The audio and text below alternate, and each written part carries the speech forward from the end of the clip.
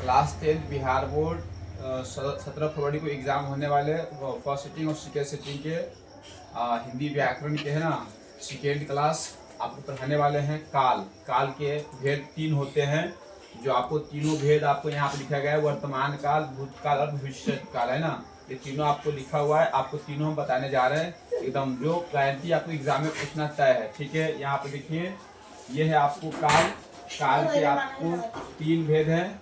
काल के 3 भेद हैं। आपको वर्तमान काल है। वर्तमान काल की पहचान होती है ना। वर्तमान काल की पहचान होती है ता ती ते रहा रही रहे, ता रहा ता रही ता रहे और ता आ रहा समय प्लस रहा, या आपको पढ़ा बोला खेला। ये सभी वर्ड जो भी हम पढ़े हैं, ये सभी शब्द जो है आपको एक वाक्य के अंत में आपको देखने को मिलेगा। जैसे ता ती ते रहा रही रहे, ये सभी किसी वाक्य के अंत में दिखाई देगा। जब दिखाई देगा तो आप समझ जाइएगा वर्तमान काल आंसर होगा। ठीक है, जो आप हम क्वेश्चन भी साथ में रखे, देख लीजिए किस प्रकार से बनाना है सवाल को। यहाँ लिखा हुआ है मैं पढ़ रहा हूँ। यहाँ पर लिखा हुआ है मैं पढ़ रहा हूँ। यह है मैं पढ़ रहा हूँ, किस काल का उदाहरण है। तो देख लीजिए यहाँ पर रहा हूँ है ना, रहा है, ये सब रहेगा। जैसे ता रहा ता रही, इसी की जगह पर रहेगा आपको है ना। तो आप समझ जाइएगा वर्तमान काल होगा आंसर। ठीक है, अब आपको हम बताने जा रहे हैं भूतकाल के बारे में। किस काल के बारे में?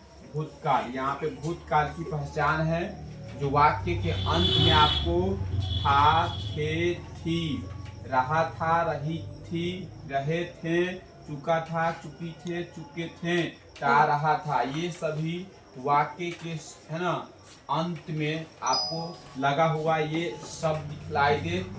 आराम से आप टिक कर सकते हैं, भूतकाल आपका आंसर होगा। इसका क्वेश्चन आपको हम लिए हुए हैं यहाँ पर देखिए।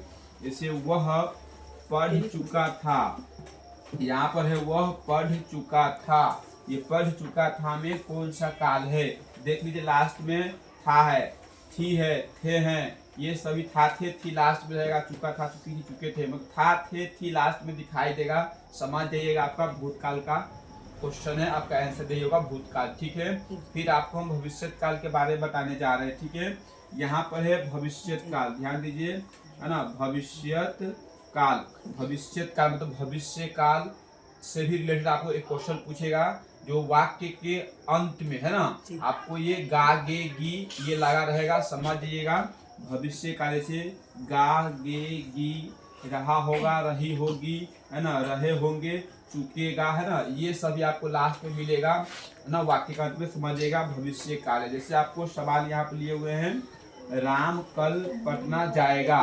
जैसे यहाँ पर गा है, गी है, गे हैं, मतलब गागे की कुछ भी आपको यहाँ पे दिखाई देगा है ना, गागे की से रिलेटेड आप समझिएगा ये भविष्य काल है। ठीक है, इसमें गा लगा हुआ है तब समझिए यहाँ पर भविष्य काल है आपका। यही तीनों में से आपको 3 क्वेश्चन तय है, वर्तमान काल, भूतकाल और भविष्य काल से आपको क्वेश्चन पूछना तय है। ठीक है,